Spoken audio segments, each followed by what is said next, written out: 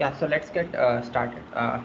So, yeah, hello and welcome everyone to the 16th lecture of our CUDA programming. So, yeah, so in the previous lecture we saw multiple things related to the atomics, right? So we saw so we saw the single source shortest path algorithm, which was having data race, and then we fixed that data race using atomic mean, and then we saw that atomic gas operation, and yeah, we saw how to, we saw the syntax of the atomic gas operation, and then we saw how to implement the lock and single section using that atomic gas operation. Then later, we also saw a few examples related to the atomic gas, and then we started off with the barriers. Uh, yeah, so that we left in the previous lecture. So yeah, we started with the barrier, which is another synchronization construct, and we saw this slide, right? This was the last slide. I guess there is some noise from someone's request. Everyone to mute unless you have any question. Oh, yeah. Please mute yourself. Okay. If you have any question, then please feel free to unmute yourself and ask. Otherwise, please mute yourself so that we have minimal um, distractions. Yeah. So yeah, this was the last slide that we saw in the previous lecture. So we started off with the barrier, and we saw what is barrier, which is the which is the program point where all the threads need to reach before any other thread can, all threads need to reach before any thread can proceed further. So that is what is the barrier. And then we saw that the end of the kernel is an implicit barrier for all the GPU threads.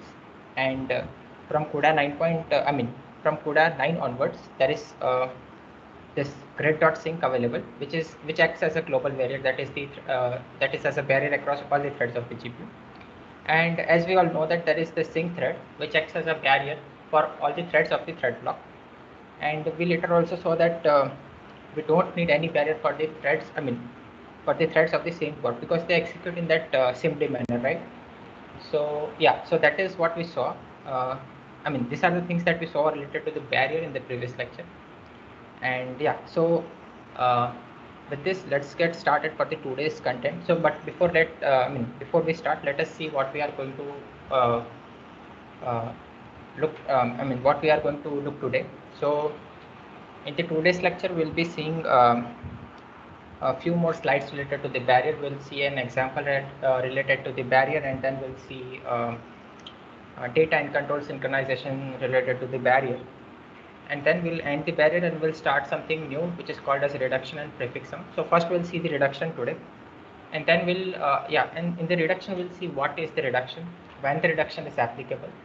We'll also see multiple ways to implement the reduction, and yeah, there we'll end the reduction and then we'll start the prefix sum. And in prefix sum we'll see what is prefix sum, how to implement the prefix sum, and few of the applications of the prefix sum. So yeah, that's the outline for the today's lecture, and yeah, that is what is our agenda today. So with this, let's get started. Yeah, but before starting, let me see if there are any questions.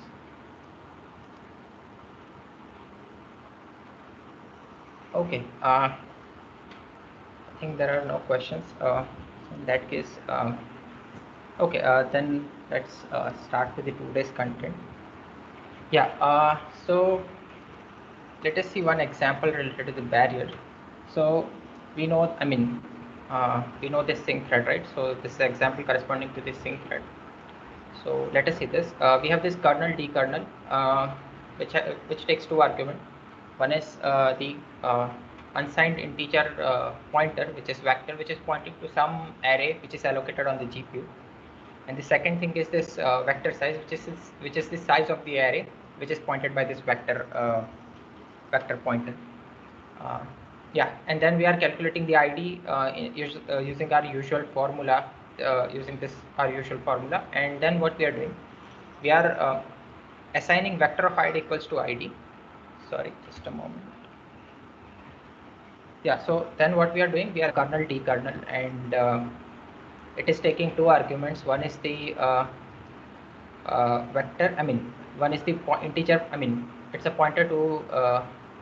It's a pointer of type unsigned integer, which is pointing to some memory location on the GPU. And second is the vector size, which is the size of the array, which is pointed by this unsigned integer vector. I mean, pointer of type unsigned integer vector. Sorry, unsigned integer, not vector, unsigned integer. And yeah, it's the size of that array which is pointed by this pointer of type unsigned integer. And yeah, then we are calculating the id using this standard formula that we know, and then we are doing the standard type of assignment that we know, that is we are doing vector of id equals to id. So what each thread will do, based on its id, it will assign some number to it, which is actually its id. So thread 0 will assign 0 value to the element 0 of the array, which is vector. Thread 1 will assign value 1 to the first first element of the array, which is vector, and so on. So thread 1000 will assign value 1000 to the element 1000 in this array, which is vector. And then after doing this assignment, that is after the initialization, we have this sync thread, which is a thread which is a barrier across all the threads of the thread block.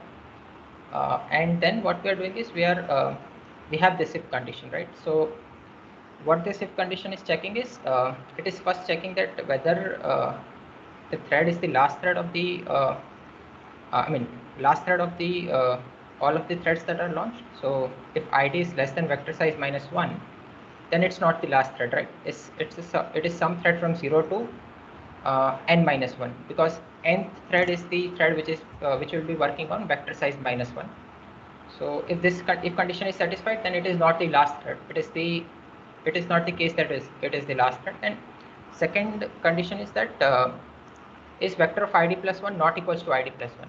So I mean, this check looks quite ideal, right? Because the way we are assigning it is if some thread is working on some element, then the next element will be id plus 1 only. I mean, it will be assigned the value id plus 1, right? Because each thread is assigning vector of id equals to id. So for a particular thread working on some element, what will be the value of its next element? It should be id plus 1, ideally, if this barrier is working properly, right? So I mean, both of the checks looks ideal. I mean, this should be satisfied, and this this should be satisfied, and this should be satisfied. And sorry, this should be satisfied, and this must not be satisfied because it is not equals to. So if that is the case, so for 0 to n minus 1 threads, this will be satisfied, and this must not be satisfied. And if this is satisfied, if it is the case that the second condition is being satisfied, then we are trying to print that sync thread doesn't work. And it will only, I mean, this sync thread doesn't work will only be printed if there is some issue with this barrier part. I mean, if this barrier is not working properly. So yeah, I hope you are getting this, that for the threads from 0 to n minus 1, they'll satisfy this condition. Oh, okay. One point that I want to clarify here is that n is the number of threads with which we are launching the CUDA. So for 0 to n minus 1 threads, yeah, or probably let me put it in this way. There are 0 to n threads, and for 0 to n minus 1 threads, this condition will be satisfied, and this will not be satisfied if this barrier works properly. But and if that is the case, then this printf will not be printed. But is there any case, my question is this, is there any case where this printf will actually be printed? So please think about it. I hope that you understood the question. If there is any confusion related to the question, then you can ask, or yeah, otherwise you can tell me the case where this printf will be printed. I'll probably wait here for a few seconds.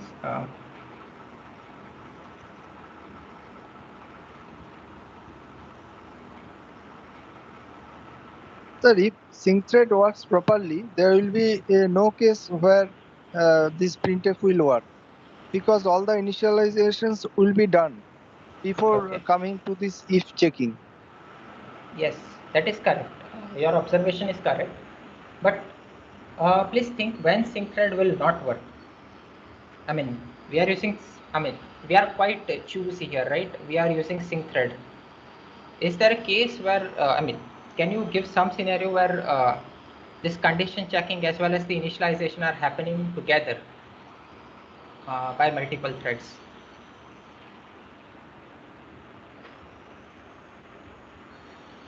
Okay, let me go back to chat. Okay, I guess there is nothing in chat. So let us try to understand. So yeah, there is So some. like sync threads would work only inside a particular block, right? So if the vector size exceeds the size of a block, then it is possible. Yeah, perfect. So yeah, that is what I was uh, expecting. So let us try to understand when it will not work. Let's say we have we have this vector which is some array, right? So it's of size greater than 1024. Let's say it's of size 2048. And if that is the case, then we need to, I mean, we need to launch kernel with 2 thread blocks, each having 1024 threads, right? Because we have array of size 2048. So we need 2 blocks, each of size, I mean, each having 1024 threads. And if that is the case, as pointed out by someone, if that is the case, then this sync thread, which is the I mean, which is the barrier across only the threads within the thread block, can only stop the threads which are within the thread block. So what can possibly go wrong here? Let us try to understand this. So let us consider this scenario that 0 to 1023 threads, that is threads having ID from 0 to 1023, finished this initialization part, right? They finished this initialization part. So they all did this thing. Vector of 0 equals to 0, vector of 1 equals to 1, and so on, so on till vector of 1023 equals to 1023. They finished it, they reached here. Since all of the threads within the thread block have finished their uh, prior statement and they have reached here, they can move further. But let's say the threads of the second thread block, which were having ID from 1024 to 2047, were still here doing some computation. I mean, they haven't yet finished this operation.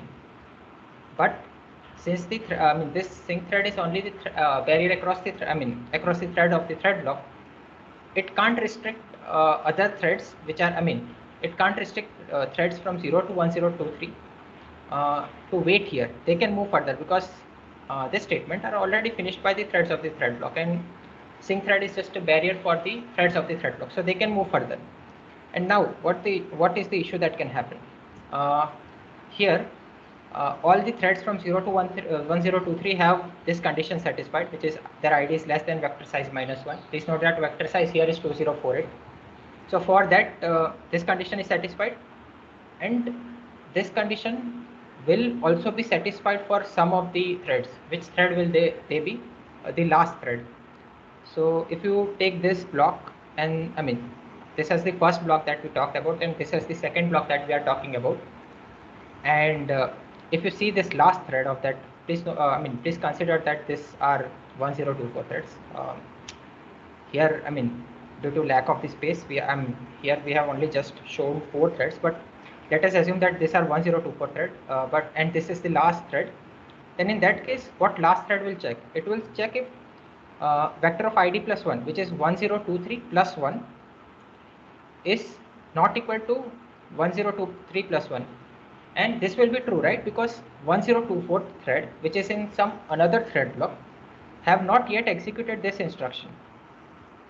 And if that is the case, then vector of 1024 will not be equals to 1024. I hope you are getting it. And if that happens, this becomes true. This is already true.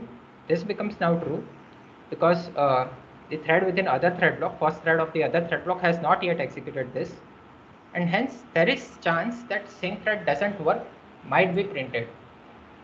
So I hope you are getting this.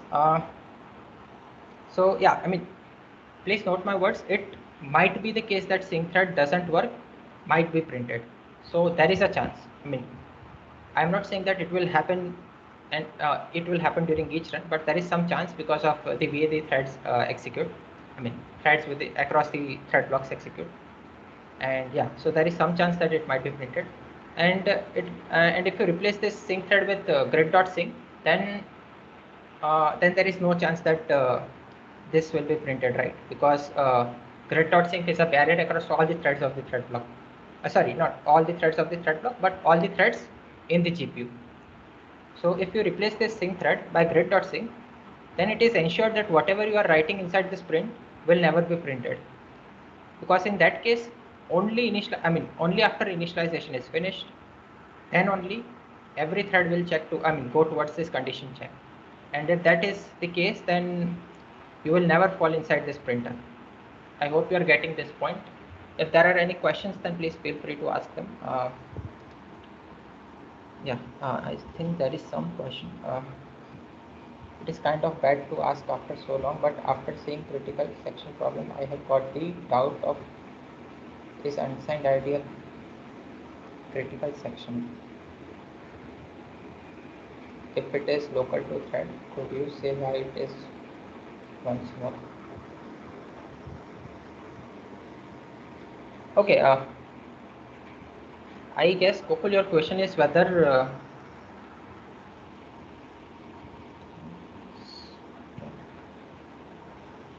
okay, I guess your question is this, that this ID calculation is critical section or not, if I'm understanding it correctly. Okay, so the short answer to it is that this is not a critical section, because when you declare any variable inside the kernel, it's thread local variable. So each thread within the kernel will have its own copy of the ID, and they are calculating some value in the value of the ID independently. They are placing it there into that local copy, which is this ID variable, and hence there is no critical section involved. Critical section is the part of the code where you are updating the shared variables. Here ID is not a shared variable, it is kind of a local, separate variable or a private variable for each thread. So it's not a critical section. I hope that was your question, and I hope that I answered it in the right manner. I hope so. There is some. If the kernel don't have CUDA device synchronized in between, would the threads still have barrier after end of the first kernel and start of the next kernel? Yes. So by default, okay, let us try to take up this question. So this question asked by Varun is quite interesting. So let us say that you have something like this 2,1024, and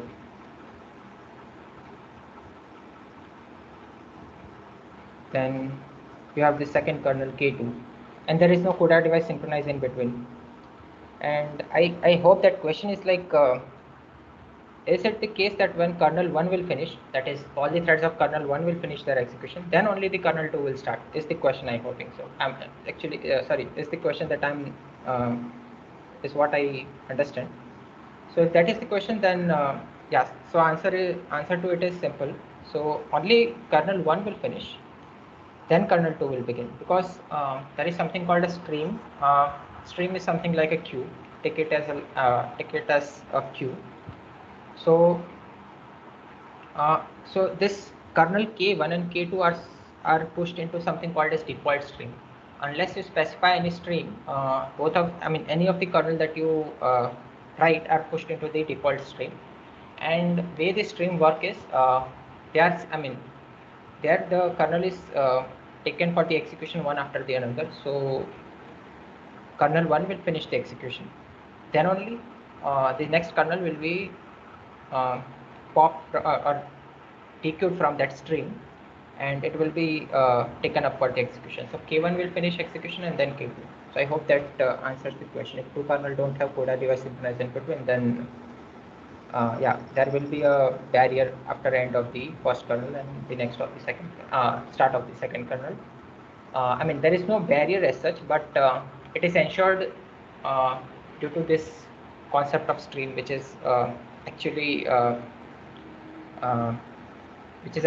the way the kernels are being executed on the GPU. Yeah, I hope that this clear. I mean, clears your doubt. Yes. But one more thing. So even if the number don't match, if it's 2 comma 1024 in the first one and in the second one it is different, even then it will still Yes, have. it can be anything. So I probably it can be anything. K3, K4. It can be anything. Okay, understood. Can be. It can be arbitrary. Third kernel might look something like this. It might have 32 block and 1023 threads. So, so the point that I was trying to make here is that whatever you write, whatever kernels you have written, right, they are pushed into something called as default string. So think of it like this: there is K1, then K2, and then K4. They are pushed into the stream, and then this scheduler will take K1 for the execution. Once it's finished, it will take K2 for the execution. Once it is finished, it will take K4 for the execution. So that is how streams work. But there is some there is something to it. You can specify that I want K1 and K2 to go to different stream. In that case, they might execute in parallel. And probably as part of this course, probably if we'll get some time, we'll look into this string. But yeah, I'll just want to, I would like to make here a point that by default, this is the execution pattern, K1, K2, K4. But you can specify that I want K1, K2 and K4 to go to different streams. In that case, they can execute in parallel. But you have to also specify that, okay, I don't want them to go into default stream. I want them to go into some another stream. And if that is the case, they can execute in parallel. So I hope that you are getting that.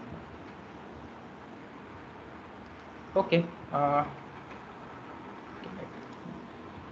Okay, yeah. So let us move further. So let us continue our discussion with the barrier. So yeah, so important point here is that sync thread is not just about control synchronization. I hope that you understand what is control synchronization. Control synchronization is like this. So only if all the threads have reached some point, then only they'll move to the next instruction. That is what is control synchronization. But okay, so sync thread is not just about control synchronization, it is also about data synchronization mechanism. So let us understand what I'm trying to say here with example. So let's say there were some statement, let's say S1, bunch of statements, which I'm telling it as S1. Then there was this thing, right? Threads, sorry, sync threads, and then there were a bunch of statements which were S2. So what this statement is trying to say is that sync thread is not just about control synchronization, it is also it has data synchronization mechanism. So let us understand this. So it's not just that threads will finish S1 and then wait here and then will move towards S2. That is correct, that will definitely happen. Control synchronization is definitely there, but it ensures something more. It ensures that there is also data synchronization. That is, when the thread, thread moves to the statement of which is, bunch of statements which are S2. It ensures that all the writes done here by the statements which are present in S1 are visible to all the threads. So I hope you are getting this. It ensures that when the threads of the thread block, by the way, sync thread is for the threads of the thread block. When threads of the thread block reach here at this point sync thread, and they move towards the bunch of statements S2, what it ensures is all the operations that are done by the threads of the thread block here at the S1 are visible when they move to S2. So it's kind of data synchronization. So it ensures that when they start executing this, effects of this are also visible to all the threads of the thread block. So that is data synchronization. So sync thread sync thread ensures data as well as the control synchronization. So I hope that this point is clear. It's not just about control, it's also about data synchronization. And yeah, but how does it ensures data synchronization? So there is something called as memory fence operation, which ensures that whatever writes that the threads are doing. For example, here, let's come back here. Whatever writes that the threads of the thread block are doing here at this S1 are visible when they reach here S2. So yeah, so that is ensured using something called as memory fence. You might recall that volatile keyword, right, that we used to talk about. It has the similar kind of mechanism. It used to ensure that that variable is being written to the main memory and is being read. If any of the threads want to read its value, it's read from the main memory. So this operation of the memory fence is somewhat similar to that. It ensures that writes from a thread are visible to all other threads. And how does it ensures that? By writing it to the main memory and letting other threads to read from the main memory.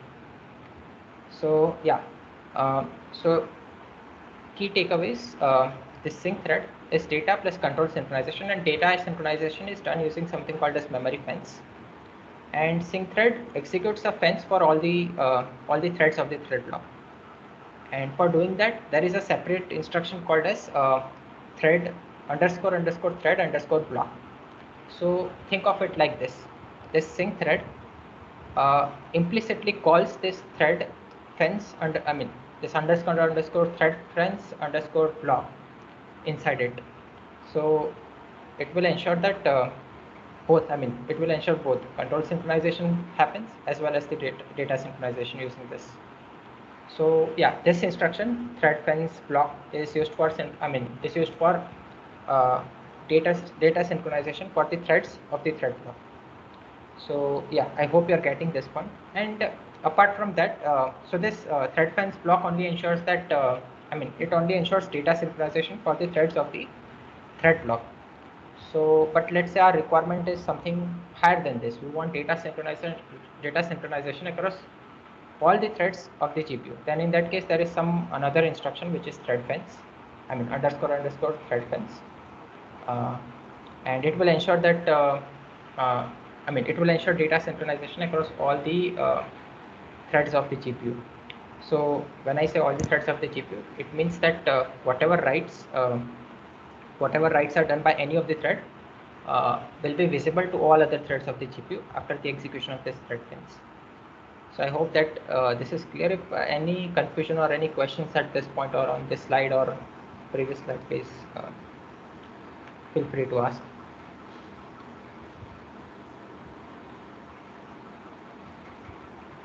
Okay, I guess there are no questions. In that case, let us move further.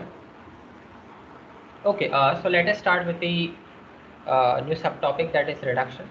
So yeah, so typical case in which we'll use the reduction is for the scenario where we want to convert set of value to a few values or typically one value.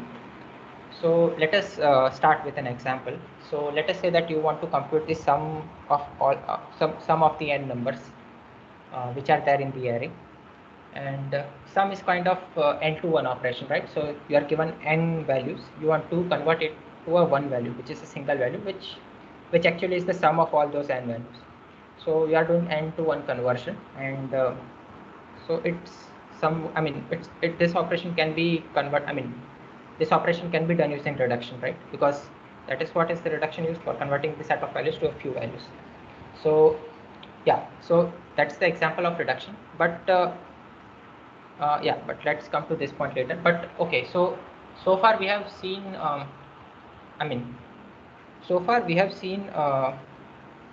doing the addition operation or doing the sum operation using only one type of using only one way, that is using atomics, right? So okay, so first of all, sequential way of doing it is like let's say you want to compute sum of first n natural numbers. Then what you'll do, you'll start from you'll just write a loop, right? And in that you will do this just let me go back, sum plus equals to I, right? Well, where I is going from 1 to n. But if you see this thing will not work on GPU, right? Because there is a data race, right? Because this plus equals to, I hope that you remember that this plus equals to is nothing but sum plus I, and this thing is again broken into 3 assembly level instructions. And due to this breaking of this instruction into 3 assembly instruction, there is a chance of data erase that we saw a couple of lectures back, right? And so to avoid this, what we do this, right? Atomic add and sum comma I, right? We do this. But okay, so this is one of the way in which we can do. But there is a drawback with this approach, right?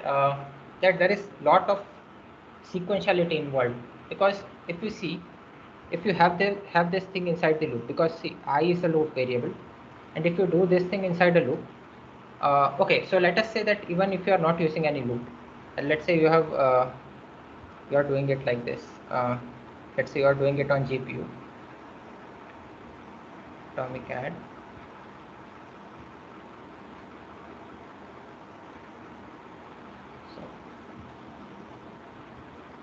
let's say you are doing this operation on GPU using atomics, and then let's say you have just one thread block, and you are doing this.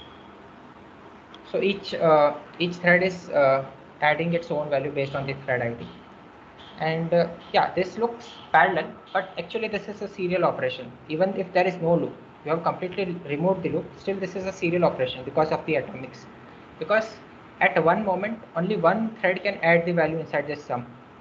And if you see it properly, each and every thread is adding the value inside sum one after the another, and hence there is lot of sequentiality involved. Essentially you are doing nothing in parallel, plus there is the overhead of this atomics. So if you see this thing will perform even worse than the CPU serial code, because there is a sequential code, and it will calculate the final sum. So yeah, the point here is that using atomic is one of the way that we can calculate the sum parallelly on GPU, but it's not a very good way to go. Good way to go with, because of the sequentiality involved. And to improve this, we can use something called as reduction. And for doing that, we need to understand how the reduction works. And for that, what we can do is we can start off with that array. Let's say we have some array 2, 3, 5, 6. What we can do is we can launch kernel with n by 2 threads, whatever is the size of that array. We can what we can do is each thread adds the adjacent value, and after that the what will array become? So 2 plus 3 is 5, and 2 plus 3 is 5, and 5 plus 6 is 11. So after first pass, the array will become this, and after the second pass, the array will become 5 plus 11, which is 16. So if you see, at each step we are reducing the size of the array by 2. And please note here one thing, that we are using all the threads of the GPUs. We are using multiple threads of the GPUs, not all the threads. But if the size of the array is n, then in the first pass we'll be using n by 2 threads, and in the second pass we'll be using n by 4 threads, and in the third pass n by 8 threads, and so on. So in some sense we are using the multiple threads or more than one threads which are available on the GPU, and calculating the sum. And the second advantage that we are getting is we are reducing the steps from n to log n, if you see. So please note that we are reducing the size of array by half in each iteration. So if initially there were n elements, then in second step there will be n by 2 elements, then n by 4 and n by 8, and so on. And at the same time we are using multiple threads for each during each iteration. So I hope that is clear. Okay, it will be more clear with the upcoming example. So that is the brief kind of overview of the reduction. And for making use of this reduction, the computation should be reducible. When I say can anyone type back in the chat? No audible. Okay. Okay, sorry for that. I hope that now I'm audible to everyone. Okay, so where was I? Okay, yeah. So we saw that I mean, we saw a brief overview about the reduction, and we saw that for performing the reduction, the computation must be computation or the operation must be reducible. And what do I mean by reducible? I mean that that operator or that computation must follow the associativity property. And what is associativity? That is, what is this property, associativity property? That is, when B computed with C and then computed with A should give same answer as A computed with B and then computed with C. So this dot can be any operator. So you can replace it by plus or star, and if that operator, that is plus or star, follows this thing, then we say that that operator plus or star is associative. And there are many operators like min, max, sum, xor, which can be which are actually associative. Can you give me some example of the operator which are not associative? Again, I repeat the question. Can you give me some example of the operators which are not associative? I hope that I'm audible now.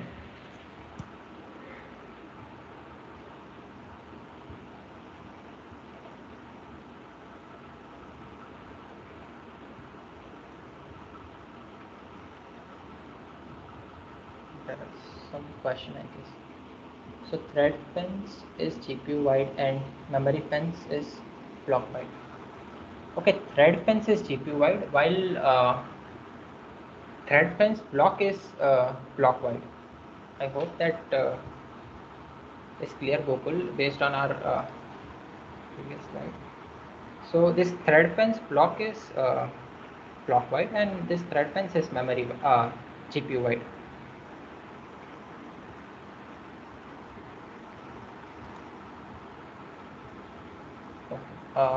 Rishikesh is saying matrix multiplication. Harish is saying division. Okay, I think matrix multiplication is associative. If you, let's say you have three matrices A,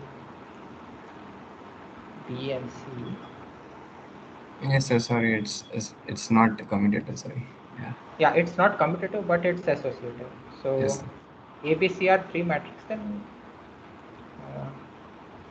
this is same.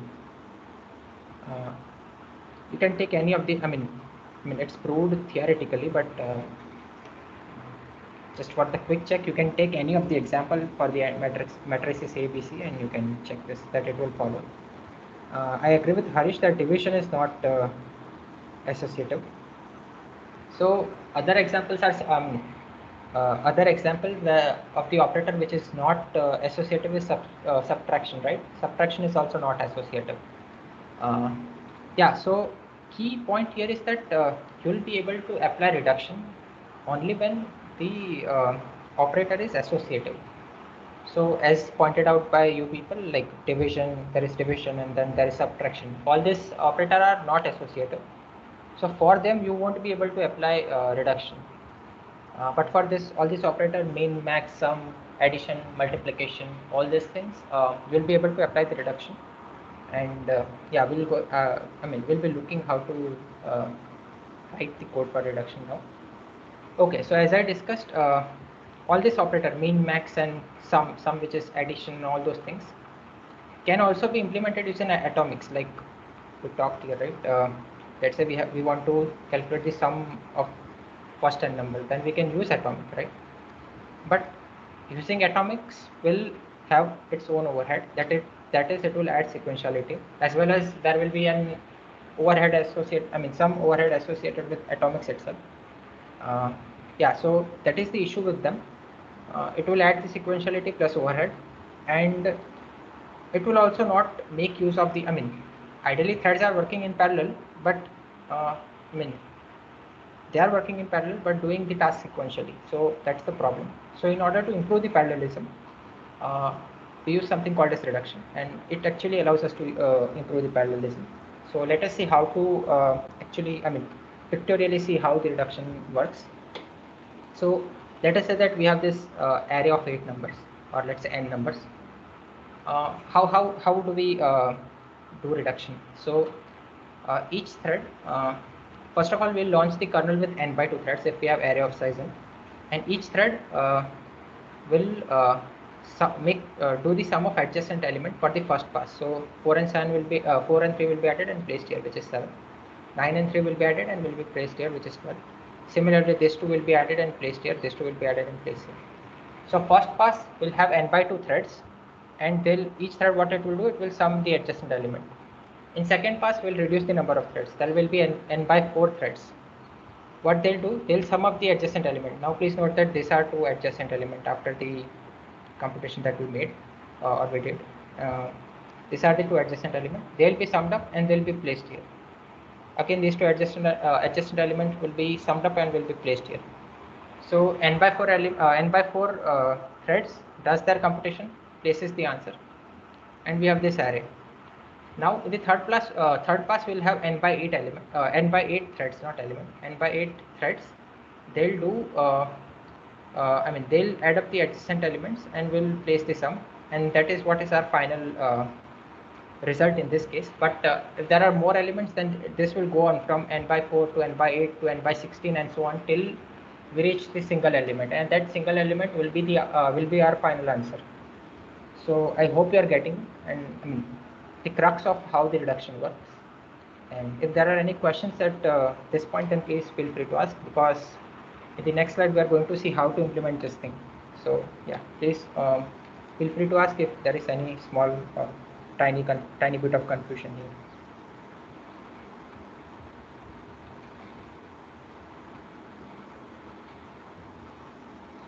Okay, I think there are no questions. Okay, yeah, this is a good question. What if n is not even? In that case, we need to do this. Yeah, in that case, we need to do this. We need to use ceil of n by 2. That is because we need to launch kernel with ceil of n by 2 initially, because okay, let's come to this. So let's say we have 9 elements here. Then in that case, first 8 elements will be summed up like this, right? And the 9th element will just go as it is. So let's say 9th element was some 10, value 10, then it will go straight like 10 here, and then again they'll be paired, and then probably last element will be kept here as it is. Then again they'll be paired, and then last element will be kept this, and then this element and the last element will be taken for the sum, and they will be placed here. So I hope you are getting it. So small modifications we have to make based on the corner cases, I would like to say. So I hope this is clear. Okay, I am assuming that it is clear, and if there are any questions, then please feel free to ask. If you think that I missed something, then please feel free to ask. Yeah, let's move on. Okay, so as a classwork, let us write the code for implementing this reduction. So yeah, let us write this code. So let us understand this. Yeah, so how to implement this reduction that we saw here. So we saw this thing, right? How to implement this thing. So one way to implement is like this. So this is the same array that we saw in the previous slide, this one. And how can we implement this? One of the way in which we can implement is like this. We can take this element 4 and sum it with 5. This element 3, sum it with 7, and so on. And then we can place it here. And in the next class, what we'll do is we'll take this element, and then we'll sum it up with this one. Sorry, this one 12. We'll take this 10 and then sum it up with 5, and so on. Here we have just 4 elements in the second pass, but if we would have, if there would have been the case that we have more elements, then we'll sum up accordingly, and then so on for the next steps or next passes. And yeah, so this is the code corresponding to its implementation, and let us see how can we implement it. So this offset is the this OFF is something called as offset, and it shows the number of threads or number of elements with which we want to, the number of threads in a particular pass that will be active. So initially we have n by 2 threads because in first pass we have n elements, right? So to operate on n elements, we'll need n by 2 threads. Then during each pass, this offset will go on reducing in number. That is, it will become half of the value which was there in the previous pass. And what will happen in each pass? If the ID of the thread is less than this offset, and what that thread will do, it will add the value thread ID x dot x plus offset. That is, let us come to the example and understand. Here for the first pass, the offset is n by 2. So what is thread ID x dot x plus n by 2? So for the first thread, it is 0 plus n by 2, which is this element, right? For the first thread, it will be 1 plus n by 2, which is this element, and so on. So thread ID x dot x plus offset is the element which is n by 2 steps away from it. So if you see, essentially we are doing this only. We are jumping n by 2 elements ahead for each first n by 2 elements, and we are adding that into a of thread ID x dot x. That is this, and this memory locations. So yeah, so after first pass we'll be having this array, and please note that now we don't need this later half half of the array. And in the third pass we'll add the n by 4th element after it. So here n by 4th element is 12. So 12. So 9 plus 12 will be added, and it will be placed in thread ID x dot x, which is 21. 10 plus 15 will be added into, and it will be placed in this thread ID x dot x, which is 1. So 15 will be placed here, and yeah, and so on if there were more elements. And please note that after this pass, the half of the array, which was this, which was in the previous pass, this one, now becomes useless for us, and so on. We go on doing this thing till we reach the point where we have just single element left, which is 36 here, and there our computation finishes. And important point to note here is that we should have a barrier after each and every pass, because otherwise there can be issue. Because let's say if we don't have barrier after each and every pass, then what will happen? Two passes can overlap, right? So reading and writing can happen simultaneously. So in order to avoid that issue, we need to have a barrier which is sync thread after each and every pass, assuming that we are just using one thread block. If we are using more thread blocks, then we need to replace this by thread.sync. I hope this is clear. Any questions up till this point? We could say for last thread add with 0. Would that work? Okay, it is corresponding to this Harish's question, I'm assuming. We could say that for last thread add with 0. Yeah, that is one of the way in which we can do. I think that will work, but in that case you need to concatenate it with you need to concatenate the array with 0. So let's say you have odd elements, then you need to make the number of elements even by adding appropriate number of zeros at the end. That is one of the possible solutions. Yeah, I hope that is clear. Yeah, any questions related to the reduction? And one point is that n must be power of 2, because if you see, we are dividing it by 2 each time, and if n is not the power of 2, then we might lose out some elements. Let us say that there were some more elements here, then if you see this code, the way this code works is that it assumes that the n is power of 2, because we repeatedly divide it by 2 during each pass. So we might lose out some elements, adding some elements which are at the end if we don't assume that thing. So yeah, but we can tweak this code. You can work offline on tweaking this code such that it even works for the case where n is not the power of 2. Yeah, but that is this is the high level idea of how we can use reduction to perform the operations like addition and so on. You can also extend it to the computation of min or max, and the crucial thing here to note is that we are not using any atomics here. If you see, we are not using any atomics. And another important thing to note here is that we are just using log n steps, because the size of the array is reducing by half in each pass. So log n steps we are using, and we are not using any atomics. Yeah, I mean there is a barrier, but still, I mean we are not using any atomics, and steps are log n compared to the sequential code where we'll need n steps to perform the addition. So if there are n elements, we need to, I mean, if we go about serially doing it, then we'll need n iterations, right? So that those are the n steps. But here we just need log n steps. Okay, so I am hoping that this is clear. Okay, so we saw one way to implement the reduction. There is this another, I mean, there is some another way to implement the reduction where we can take the first element and last element and then add it, second element and the second last element and add it, and so on. So this is another way to implement the reduction. And how can we do it? We need to, I mean, just simply tweak this code a bit. We need to simply tweak this part of the code. So instead of doing this, a of thread id x.x plus offset, which was used for doing this type of computation, this addition with this and this addition with this.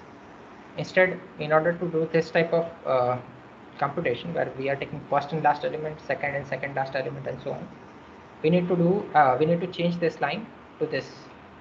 Here what we are doing is we are taking first element, and what we are, I mean, not first element, but the particular element, which is this, either this element or this element or this element. We are taking that particular element. Then what we are adding to it? We are adding we are adding the element which is at 2 into offset minus thread idx minus 1. So let us understand this with an example. So let us say that it was 0th element. So yeah, index starts with 0. So this was 0th element. So to the 0th element, what we are adding? We are adding 2 into offset. Offset is n by 2 for the first iteration. I'm talking about first iteration. 2 is n by 2. Sorry, offset is n by 2. So 2 into n by 2, which is n. N minus thread id x.x, which is 0, because we are currently working with 0th element. N minus 0 minus 1. So n minus 1, this is n minus 1 for this thread working with this element. So it will add n minus 1th element, which is this one. So it will add 2 to 4. For the second thread, it will add n minus 1 minus 1. So n minus 2th element. So for the thread working on this element, it will add n minus 2th element, this one, and so on. And if you see, this was for the first pass. For the second pass, n will become offset will become n by 4, and the appropriate computation will be done. So this will be added with this, and this will be added with this, and so on. So I hope you are getting it. There are multiple ways in which we can implement this reduction. This is one of the way. Then this is another way, and so on. You can come up with your you can even come up with your own way for implementing the reduction. So I hope you are getting it. Any questions before I move to the next one? Sir, here array is shared variable. Yes, obviously array is shared variable, because I mean shared variable in the sense it's a shared array. So this array, entire array, is visible to all the threads of the GPU. I hope that is clear. Otherwise, if it's just a, if it's just a thread local, then how, we won't be able to perform reduction, right? I hope that is clear. And in fact, for all the examples that we have seen until now, the array that we use were declared on the GPU's global, were inside the GPU's global memory using CUDA malloc. So it is visible across all the GPU threads. I hope that is clear. Okay, anyways, let's move further. So yeah, so initially we looked at this diagram, right? That we're using, we are adding this to adjacent element and this to adjacent element and so on.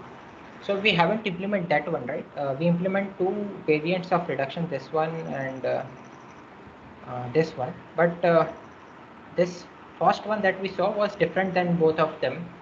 So this can be implemented in the following way. What we can do is we can assign one thread for adding this to, one thread for adding this to, and so on. And we can place them here we can place them consecutively.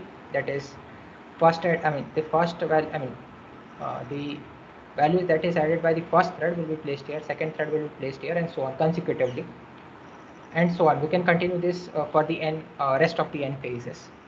So that is fine, but there is one issue here, and the issue is that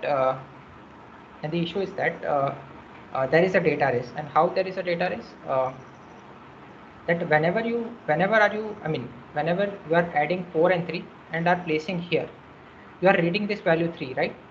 And at the same time, what next thread is doing? It is reading 9 and 3, and it is placing at this location where 3 is there. So thread 0 is reading 3, and thread 1 is adding this value and writing into this location, which is currently 3. So this reading and writing are happening at the same time, and it might happen that the thread 0 might read the value 9 plus 3, which is 12 instead of 3, and it might compute the wrong sum. So yeah, so again coming to it, a of 1, which is this one, is being read by thread 0 and written by thread 1. It's being read by thread 0 and is written by thread 1. Thread 1, which is computing 9 plus 3, and it is placing at this location. It is being, that thread is writing it, and the thread 0, which is computing 4 plus 3, is reading it. So a of 1 is being read by thread 0 and written by thread 1, and this can cause a data race. And to solve that, we need to separate this read and write operation by thread 0 and thread 1 using some barrier. So it requires a barrier and some temporary location. I request you people to try this out as a homework. How can we implement this sort of reduction? So we have seen 2 types of reduction till now. This is the third way in which we can implement the reduction. Please try this out, and if you have any questions, then you can ask. So yeah, with this, let us move further with the prefix sum. But yeah, let me quickly check if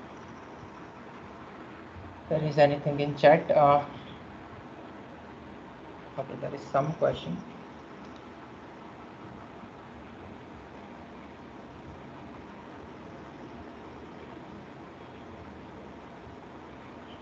Sir, but we are using thread ID x.x, so that for thread with ID n, it will be segmentation fault.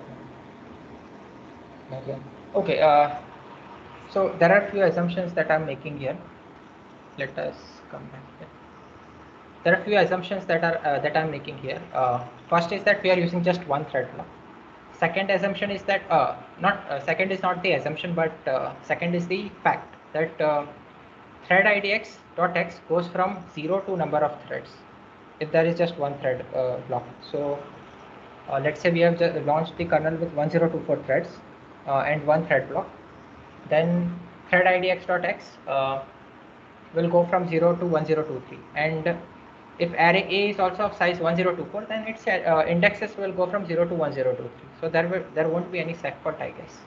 But if still you think that I missed something, then you can either unmute yourself or can ask. Unmute yourself and ask, or you can paste them in chat. Yeah, that's okay.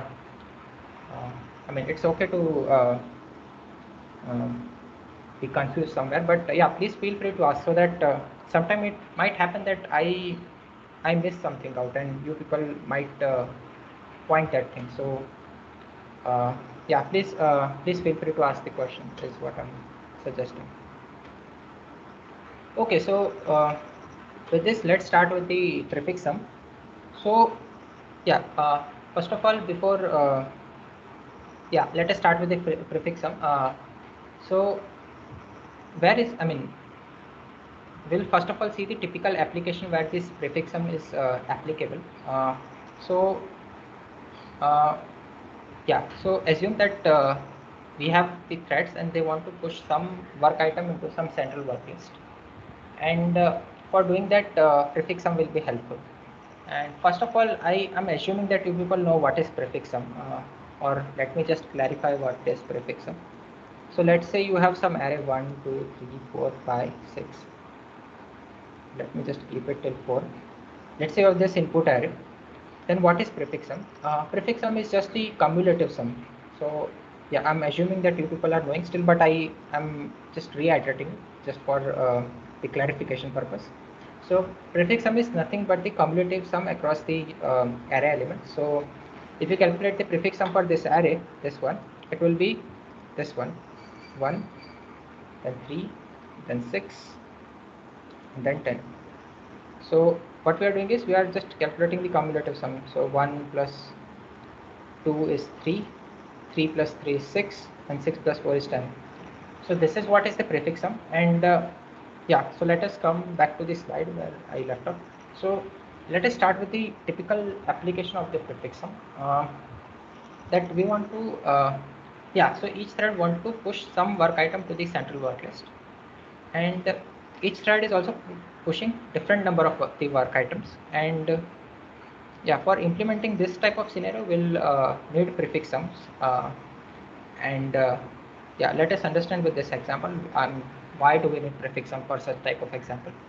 So this was the input array 4, 3, 9, 3, 5, 7, 3, 2, and each element of this array denotes the amount of items or work items that a particular thread wanted to push into the work list. So thread number 0 wanted to push 4 items into the work list. Thread 1 wanted to push 3 items into the work list. Thread 2 wanted to push 9 items into the work list, and so on. So if you see, we can calculate, we can have we can calculate this prefix sum in 2 ways. First way is this, and second way is this. First way is the one in which we start off with the we start off with the first element of the array as the initial value, and then we keep on adding it. Or we can also start with the 0 and then keep on adding the elements in the array. So based on that, we'll have a slight difference in the not slight, but based on that we'll get the different prefix sums. But if you see, both of them, both of these are the valid prefix sum for this array. It's just that we are fixing different initial values. Yeah, so this both this array are the prefix sum for this input array. And let us come back to how this prefix sum can help us in this scenario where each thread is pushing some work item into some central work list. So yeah, so if you see this one, this final array, which is the prefix sum for this input array, there is some advantage that we'll get here. What is that advantage?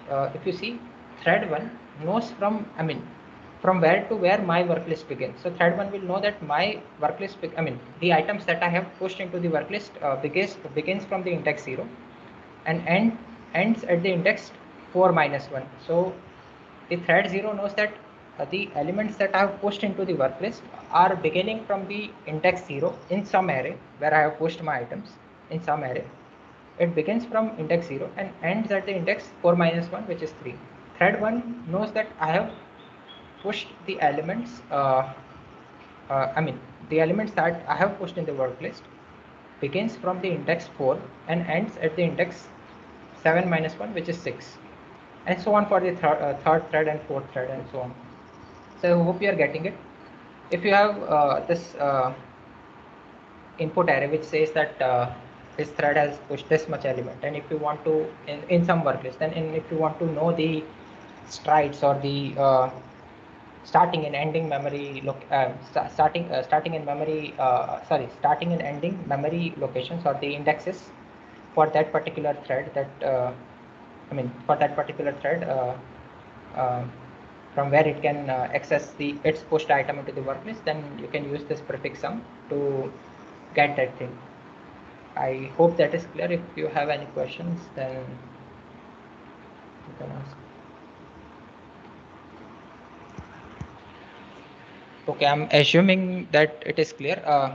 Just in case you have any question, please feel free to ask. For the today's lecture, probably I'm going a bit quick, but swiftly. But yeah, please feel free to ask, because all these aspects like prefix sum and reduction are quite applicable in multiple scenarios, and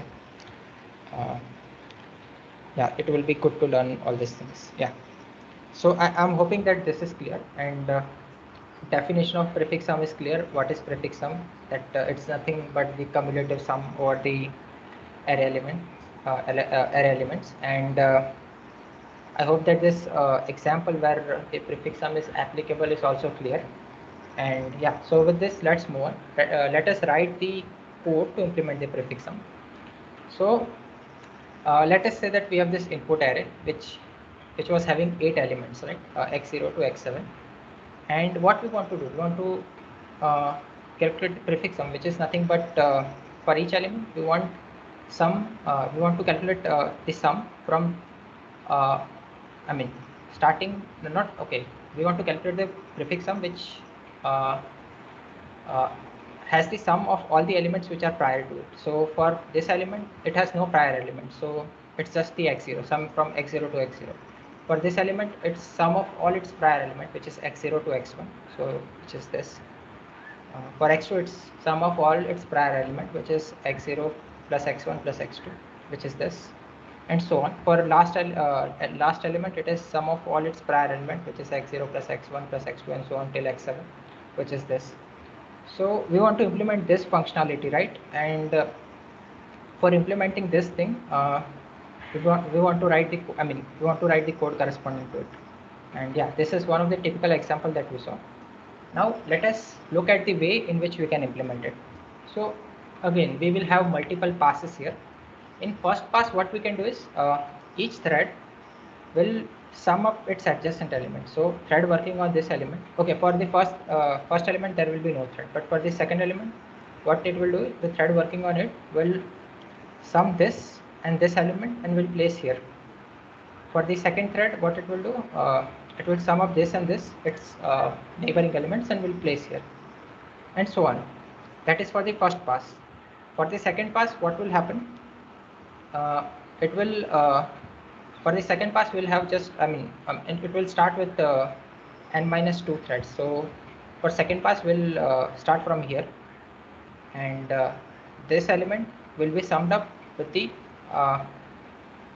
this element and will place here. So you are you'll now be able to see that we have computed x0, so we have calculated the sum of x0 to x2, and yeah, here also we have computed sum of x0 to x1. So please note that this and this value are just copied down as they are, and for this this value it's being computed using sum of this one and this one, so it's x0 plus x1 plus x2. So I hope that you are getting the way we are performing the sum or the prefix sum. So in the first pass, this stride is 1, so each thread is summing up with its adjacent element, which is just one stride back to it. In the second pass, we are summing up the element which is 2 step back to it, so we are summing up this element with this one. And for the successive pass, this stride will go on increasing, so the element will sum up with the element which is 3 3 steps back, 3 steps which is back to it, and so on. So it is something like this. So in first pass or in the first iteration, each thread will be performing sum with its previous element. In second pass, each thread will perform sum with its with the element which is 2 index back to it. In the third pass, each element will perform sum with the element which is 4 steps back to it, and so on. So this stride will go on decreasing by the fraction of by the factor of 2. So initially it's 1, not decreasing but increasing by the factor of 2. So initially it's 1, then it's 2, then it's 4, and so on. Then it will become 8, and so on. So if you see in each iteration we are increasing this stride by the factor of 2, and if we go on doing this, then the number of iterations that we'll need to finish this prefix sum or finish all the iterations of the prefix sum will be log n, right? Because if you see, we are increasing this stride by 2 in each step. So initially it's 1, then 2, then 4 and 8, and so on till the case that we'll have one operation to do in the last iteration, right? So I hope this is clear. If there are any questions, then please feel free to ask.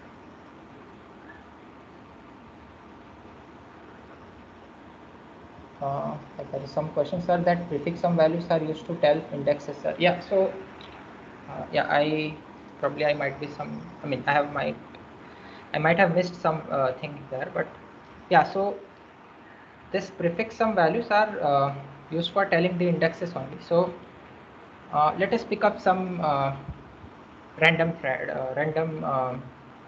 So let's say thread 2. It wants to know that uh, what are the indexes from where the items that I have pushed into the work list begins. So for that it has to go till it has to go to the second index. So it will see that this value is 7. So its work list begin from the index 7 in that array. So there it knows that the index starts from, the value is 7. So its work list starts from the 7 and it goes till 16 minus 1, which is 15. So from 7 to 15 are the elements of its work list, and that is actually the 9 elements.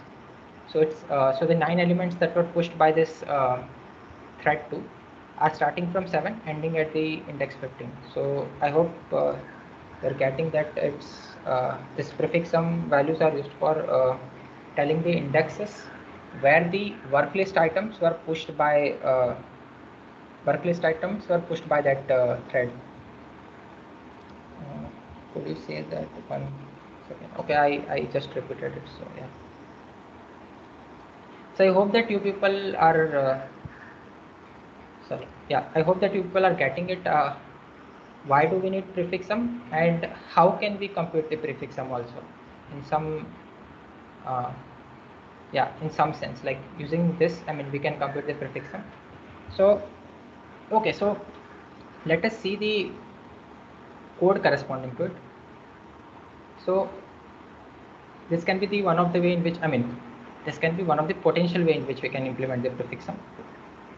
So if we see what we are doing here, we are starting offset from 1, we are going till n, and then we are multiplying the offset by 2. Please note that this offset or this stride that I was talking about, initially it was 1, then it was getting 2, and then so on.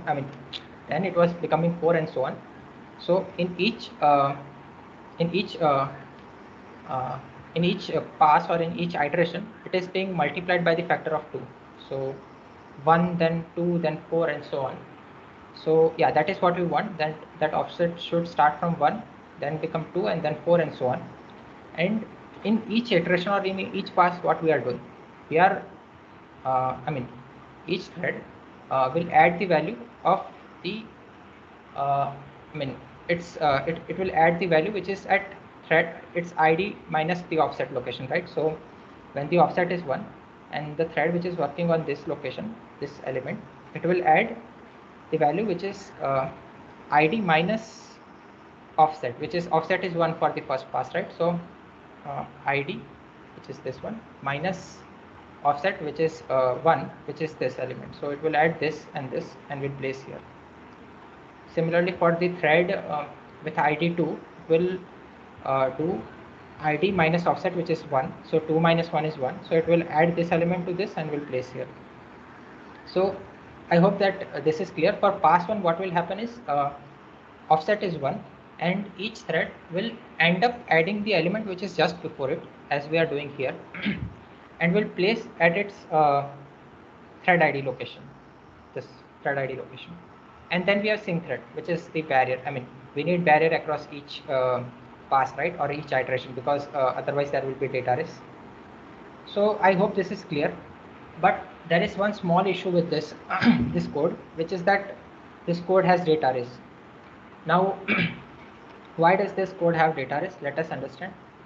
So, whenever if you see, whenever the thread 1 is reading, it's reading this to value and it's writing at this location. Now this location is same, right? So it's writing at, here we can see it differently, but it is actually modifying this x1 only. So it is reading this x0 and x1 and modifying x1. At the same time, thread 2 is reading this and it is modifying this. So if you see, thread 1 is writing to this location and thread 2 is reading from this location. So reading and writing are happening simultaneously here at this statement here. and hence there is a data race. I hope you are getting it. Thread 1 is reading this x0 and x1 and writing it to x1, so it is modifying the x1, and thread 2, it is reading the value of x1 here and x2 here. So x1 is being read as well as written by multiple threads, and hence there is a data race. And to solve this data race, what we need to do is we need to write this sync thread. That is, we need to differentiate, we need to separate reads and writes, and that we can do using sync thread. So first of all, we should complete reading part. So this is reading part, right? So we'll read this value, place it in some temporary variable, which is this temporary variable is a thread local variable, right? So each thread will have its own copy. It's some int temp declare, right? So that that integer temp declared will be local to each and every thread. So once that is done, we can write sync thread. So temp will be stored in the local variable, which is private copy in which is actually the private copy for each thread. It will be stored in that private copy for each thread, and then we have this sync thread, which is the barrier. So yeah, since we have barrier, this writing and reading are separated, and then what we are doing is we are writing into this thread id x.x location. Sorry, not writing. Yeah, actually we are writing, but what we are writing? We are writing this value added with temp, and then we are writing back to, we are writing the added value back to a of thread id x.x. So I hope it is clear. There is a data race here. In order to separate that, in order to remove that data race, we are separating read and write by a variable. So now, since we are doing that, data race is gone. And please note that this sync thread is already there here. This sync thread is for separating two passes or two iterations. That sync thread was for separating two iterations, whereas this sync thread was for separating this read and write that was happening by the multiple threads here at the same memory location. So I hope this is clear that there was a data race here, and we can remove it by using by separating reads and write using sync thread. Yeah, so separating reads and writes in time using this sync thread or barrier. And okay, so let's conclude this prefix sum code with a final version, which is just a polished version for this this code. So again, offset starts from 1, goes till n, and it is increasing in the multiple of 2. So initially it will be 1, then it will become 2, then 4 and 8, and so on. And hence this is a log n iteration. Please note that this iteration, this for loop is will run for log n iterations, because offset is increasing in the chunks of, in the multiples of 2. So 1, 2, 4, 8, and 16, and to reach this value n, it will take log n steps. So log n iterations, and in each iteration, what we are doing is we are checking this id. If it is greater than offset, then what we'll do is we'll read that value. We'll read that value in some local variable, and then we'll have sync thread, and then we'll write write that value by adding that value with the value that we read here. So reading and writing are separated by this sync thread, and yeah, so that is what we wanted, right? We want to add two elements which were separated by that particular offset, this offset, and we want to place in that particular memory location. I hope you are getting, like we are doing here. We want to read this value and this value, which are separated by some offset. Here offset is 2, so this value and this value, but here the offset is 4, so this value and this value are being added, and it's placed at this location, which is determined by the thread id. So yeah, so that is what we want, and this code, which is the final code for performing the prefix sum, will work for the array or any of the array. And yeah, one thing I think here this code will not ensure is that we'll need to check for the case where the size of the array is not in the multiples of 2, as we had in the case of reductions, right? Because here the offsets are increasing in the multiples of 2, so I think this code needs, it will probably not work for the case where the array size is not multiples of 2, but we need to check that. Yeah, so any confusions till this point?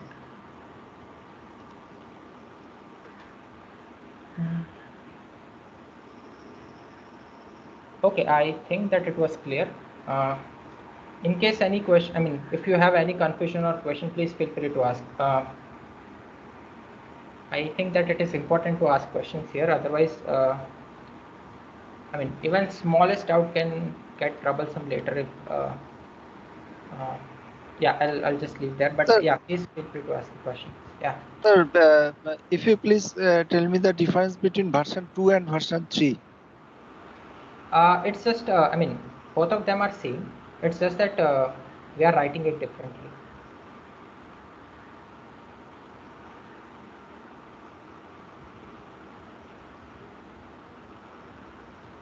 So if you see I mean, we are just removing, I mean, we are writing separate if conditions for both of this reads and writes, and then we are placing the sync threads.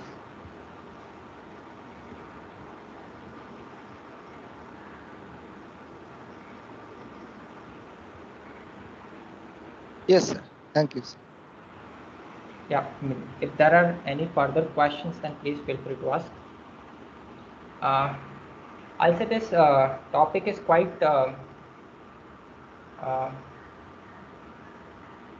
okay. Anyways, please feel free to ask the question. But I mean, I feel that this topic is quite interesting. But anyways, if you feel that there is some thing that I missed somewhere, then please feel free to ask the question. Okay. Anyways, let's move further. So I hope that you understand how to implement the prefix sum or some taste of it, and with this, let's move ahead. So typical application of the prefix sum. So let us come to the applications of the prefix sum. So typical application is the one that we saw, right? That we want to implement the work list kind of functionality where each thread is pushing some amount of data items into some array which is work list, and we want to keep track of the starting and ending index for a particular array. So in that case, we can use this this prefix sum, right? So we saw that these are the elements that each thread, I mean, thread 1 pushes, or thread 0 pushes 4 elements, thread 2 pushes 3 elements, thread 3 pushes 9 elements, and so on. And if you want to keep track of the indexes, that starting and ending indexes in the work list for a particular thread, then we can use prefix sum. So that is one application. Apart from that, there are also other applications where the cumulative sum can be used actually. So prefix sum is nothing but we are doing cumulative sum, right? So we can use this prefix sum in the histogram computation. So let's say we have series of, I mean, we have data of population for a particular village or particular city over the period of time, and we want to see what is the cumulative sum of all that population over the period of time. Then we can use this prefix sum, and we can plot it as an histogram or something, or similar chart or something. Then for finding the area under the curve, we can also use the prefix sum, because area under the curve can be typically modeled as prefix sum. Then there is something called as Spinwick tree, or the binary index tree, which internally uses this prefix sum for performing the operations efficiently. So you might be interested in this reading about this Spinwick tree on some Wikipedia or somewhere, but yeah, please check this out. There is the application of prefix sum inside it. So yeah, so for this also we'll need, I mean, for implementation of Spinwick tree also we need prefix sum, and prefix sum can be efficiently computed on the GPUs using its multiple threads. So I hope that this was clear. Any questions up till this point?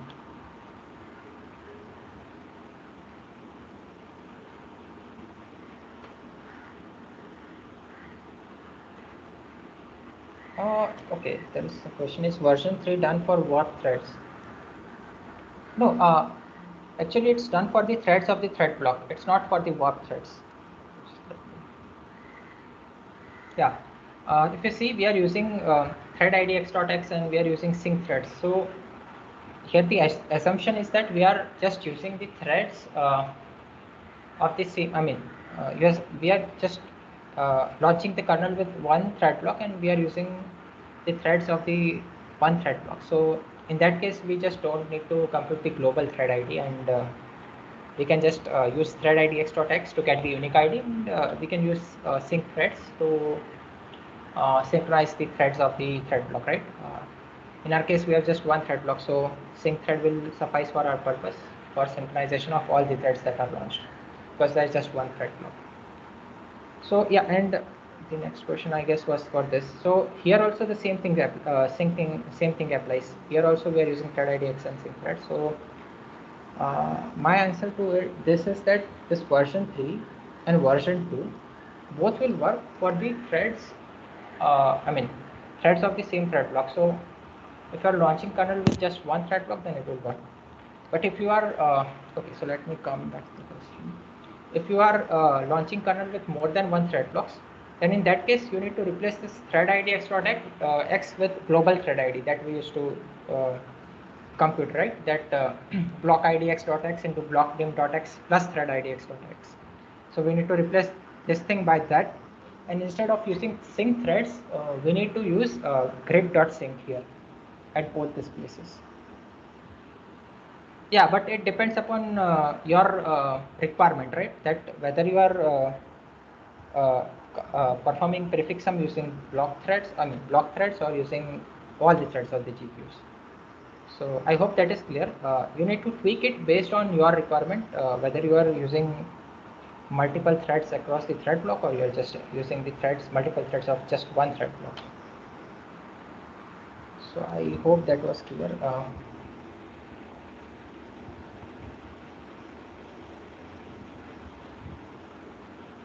Okay, version 2 the sync thread is an if statement, so I thought it might cause issues with workers. Oh, let us see that. Probably I might have missed something over there. Yeah, it's inside the. Yeah, that is a nice observation actually. It might cause some issue. Yeah, that is correct, because sync thread is inside the. Yeah, that is actually a very valid observation, I would say. It might happen that few threads might not enter into this if condition, and it might cause deadlock. Yes, that is correct observation. Yes, that is correct.